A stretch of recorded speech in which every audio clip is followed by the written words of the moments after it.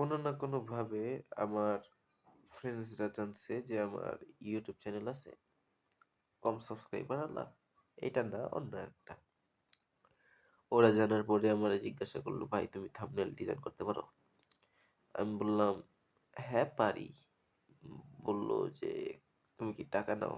আমি বলছি অবশ্যই, কেন নয়, আমি তো টাকা নিয়ে কাজ করবো, নাহলে তো করবো না। দেন বলল যে কত টাকা? আমি বললাম 1 থেকে 2 হাজার এরকম আশেপাশে। কারণ বাংলাদেশী, আবার ওরা আমার বন্ধু। ওরা বলে এত দাম? আমি বললাম হ্যাঁ এত দাম। কেন, তোমরা কত এক্সপেক্ট করছো?